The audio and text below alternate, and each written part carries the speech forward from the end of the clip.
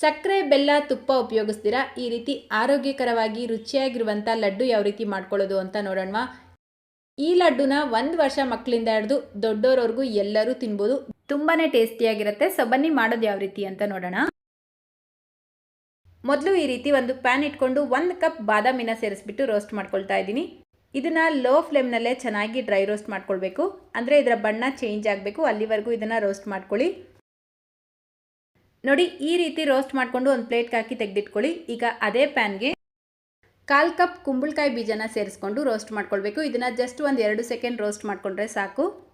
ಸಪ್ರೇಟಾಗಿ ರೋಸ್ಟ್ ಮಾಡ್ಕೊಳ್ಳೋದ್ರಿಂದ ಎಲ್ಲ ಡ್ರೈ ಫ್ರೂಟ್ಸು ಚೆನ್ನಾಗಿ ರೋಸ್ಟ್ ಆಗುತ್ತೆ. ಈಗ ಅರ್ಧ ಕಪ್ ಬಿಳಿ ಎಳ್ಳು ಸೇರಿಸ್ಬಿಟ್ಟು ರೋಸ್ಟ್ ಮಾಡ್ಕೊಳ್ಬೇಕು. ಇದನ್ನು ಅಷ್ಟೇ ಲೋ ಫ್ಲೇಮ್ನಲ್ಲೇ ರೋಸ್ಟ್ ಮಾಡ್ಕೊಳ್ಳಿ. ಪ್ರೆಗ್ನೆಂಟ್ ಇರೋರು ಏನಾದರೂ ಈ ಲಡ್ಡು ಮಾಡ್ಕೊಳ್ತೀರಾ ಅಂದರೆ ಎಳ್ಳು ಮಾತ್ರ ಸ್ಕಿಪ್ ಮಾಡ್ಕೊಳ್ಬೇಕು. ಈಗ 1/4 ಕಪ್ ಫ್ಲ್ಯಾಕ್ಸ್ ಸೀಡ್ಸ್ ಅಂದರೆ ಅಗಸೆ ಬೀಜನ ಸೇರಿಸ್ಬಿಟ್ಟು ರೋಸ್ಟ್ ಮಾಡ್ಕೊಳ್ಬೇಕು. ಇದನ್ನು ಜಸ್ಟ್ 1 ಸೆಕೆಂಡ್ ರೋಸ್ಟ್ ಮಾಡಿಕೊಂಡು ತೆಗೆದಿಟ್ಕೊಳ್ಳಿ. ನೆಕ್ಸ್ಟ್ ಈಗ 1/4 ಕಪ್ ಪಿಸ್ತಾ, 1/4 ಕಪ್ ಗೋಡಂಬಿನ ಸೇರಿಸ್ಬಿಟ್ಟು ಡ್ರೈ ರೋಸ್ಟ್ ಮಾಡ್ಕೊಳ್ಳಿ.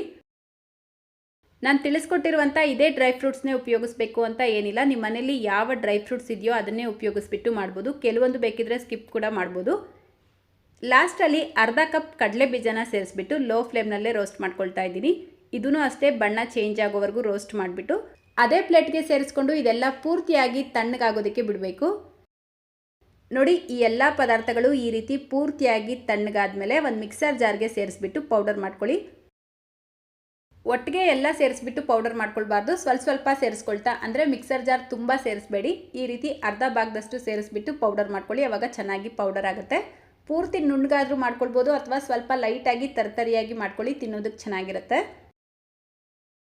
ಸೊ ಈ ರೀತಿ ಪೌಡರ್ ಮಾಡಿಕೊಂಡು ಒಂದು ಪಾತ್ರೆಗೆ ಹಾಕ್ಬಿಟ್ಟು ಸೈಡಿಗೆ ತೆಗೆದಿಟ್ಕೊಂಡು ಈಗ ಉಳಿದಿರುವಂಥ ಪದಾರ್ಥಗಳನ್ನ ಮಿಕ್ಸರ್ ಜಾರ್ಗೆ ಸೇರಿಸ್ಬಿಟ್ಟು 4 ರಿಂದ 5 ಏಲಕ್ಕಿನ ಸೇರಿಸ್ಬಿಟ್ಟು ಪೌಡರ್ ಮಾಡ್ಕೊಳ್ಳಿ. ತರ್ತರಿಯಾಗಿ ಪೌಡರ್ ಮಾಡಿಕೊಂಡು ಈಗ ಇದಕ್ಕೆ ಸ್ವೀಟ್ಗೋಸ್ಕರ ನಾನಿಲ್ಲಿ ಖರ್ಜೂರ ಸೇರಿಸ್ಕೊಳ್ತಾ ಇದ್ದೀನಿ. ಸಾಫ್ಟಾಗಿರುವಂಥ ಖರ್ಜೂರನ ಉಪಯೋಗಿಸ್ಬೇಕು. ಈ ಲಯನ್ ಡೇಟ್ಸ್ ಎಲ್ಲ ಉಪಯೋಗಿಸ್ಬೇಡಿ. ಇದರ ಬೀಜನ ತೆಗೆದುಬಿಟ್ಟು ಯಾವ ಕಪ್ಪಲ್ಲಿ ನೀವು ಬಾದಾಮಿ ಅಳತೆ ಮಾಡ್ಕೊಂಡಿದ್ರೋ ಅದೇ ಕಪ್ಪಲ್ಲೇ 1 ಕಪ್ ಖರ್ಜೂರ ಸೇರಿಸ್ಕೊಳ್ಬೇಕು. ಈಗ ಒಣ ದ್ರಾಕ್ಷಿ ಸೇರಿಸ್ಕೊಳ್ಬೇಕು. ನಾರ್ಮಲ್ ಆಗಿರುವಂಥ ಒಣ ದ್ರಾಕ್ಷಿ ನೋಡಿ ಈ ರೀತಿ ಸ್ವಲ್ಪ ದೊಡ್ಡ ಸೈಜಲ್ಲಿ ಇರುತ್ತೆ. ಅಂದರೆ ಈ ಪಾಯಸ ಎಲ್ಲ ಮಾಡಿದಾಗ ಉಪಯೋಗಿಸ್ತೀರಲ್ವ ಆ ದ್ರಾಕ್ಷಿ ಇದು. ಇದನ್ನು ಉಪಯೋಗಿಸೋದ್ರಿಂದ ದೊಡ್ಡವ್ರಿಗಾಗಿರ್ಬೋದು ಚಿಕ್ಕವ್ರಿಗಾಗಿರ್ಬೋದು ಕಫ ಕಟ್ಟತ್ತೆ. ಬ್ಲಡ್ ಕೂಡ ಅಷ್ಟೊಂದು ಇನ್ಕ್ರೀಸ್ ಆಗೋದಿಲ್ಲ. ಸೊ ಇದನ್ನು ಉಪಯೋಗಿಸ್ಬೇಡಿ. ಇದ್ರಿಗೆ ಬದಲಾಗಿ ನೀವು ಈ ರೀತಿ ಚಿಕ್ಕದಾಗಿ ದ್ರಾಕ್ಷಿ ಸಿಗುತ್ತೆ. ಈ ದ್ರಾಕ್ಷಿನ ಉಪಯೋಗಿಸೋದ್ರಿಂದ ಬ್ಲಡ್ ಕೂಡ ಇನ್ಕ್ರೀಸ್ ಆಗುತ್ತೆ, ಕಫ ಕೂಡ ಕಟ್ಟಲ್ಲ. ಸೊ ನಾನಿಲ್ಲಿ ಈ ಚಿಕ್ಕದಾಗಿರುವಂಥ ದ್ರಾಕ್ಷಿನ ಅರ್ಧ ಕಪ್ ಸೇರಿಸ್ಕೊಳ್ತಾ ಇದ್ದೀನಿ. ಸ್ವೀಟ್ ಜಾಸ್ತಿ ತಿನ್ನೋದಿಲ್ಲ ಅಂದರೆ ಬೇಕಿದ್ರೆ 1/4 ಕಪ್ ಉಪಯೋಗಿಸ್ಬೋದು. ಇದೆಲ್ಲವನ್ನು ಚೆನ್ನಾಗಿ ರುಬ್ಕೊಳ್ಬೇಕು. ಆನ್ ಆಫ್ ಮಾಡ್ಕೊಳ್ತಾ ರುಬ್ಕೊಳ್ಳಿ, ಆವಾಗ ಚೆನ್ನಾಗಿ ಗ್ರೈಂಡ್ ಆಗುತ್ತೆ. ಈಗ ಮೊದಲೇ ರುಬ್ಬಿಟ್ಕೊಂಡಿರುವಂಥ ಪೌಡರ್ ಜೊತೆಗೇ ಇದನ್ನು ರುಬ್ಬಿ ಸೇರಿಸ್ಬಿಟ್ಟು ಚೆನ್ನಾಗಿ ಮಿಕ್ಸ್ ಮಾಡ್ಕೊಳ್ಳಿ.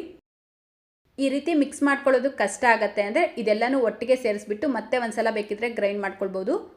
ಸೊ ನೋಡಿ ಚೆನ್ನಾಗಿ ಮಿಕ್ಸ್ ಮಾಡಿಬಿಟ್ಟು ಈಗ ನಾರ್ಮಲಾಗಿ ಲಡ್ಡು ಮಾಡ್ಕೊಳ್ತೀರಲ್ವ ಅದೇ ರೀತಿಯೇ ಉಂಡೆ ಕಟ್ಕೊಳ್ಬೇಕು. ಸ್ವಲ್ಪನೂ ನಾನಿಲ್ಲಿ ತುಪ್ಪ ಸಕ್ಕರೆ ಬೆಲ್ಲ ಉಪಯೋಗಿಸಿಲ್ಲ.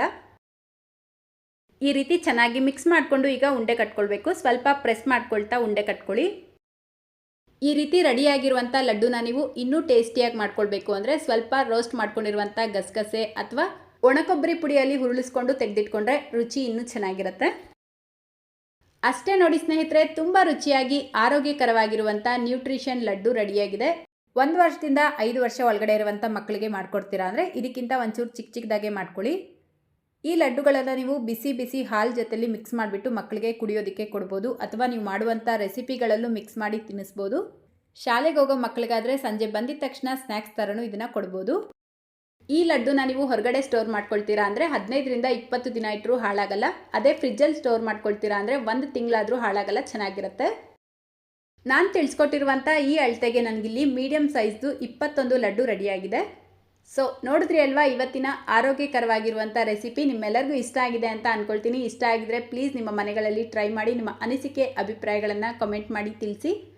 ವಿಡಿಯೋ ಇಷ್ಟ ಆದರೆ ಲೈಕ್ ಶೇರ್ ಮಾಡೋದನ್ನು ಮರಿಬೇಡಿ. ಇದೇ ರೀತಿ ಮತ್ತೊಂದು ಟೇಸ್ಟಿ ಆ್ಯಂಡ್ ಹೆಲ್ತಿ ರೆಸಿಪಿಯೊಂದಿಗೆ ಮತ್ತೆ ಸಿಗೋಣ. Thank you.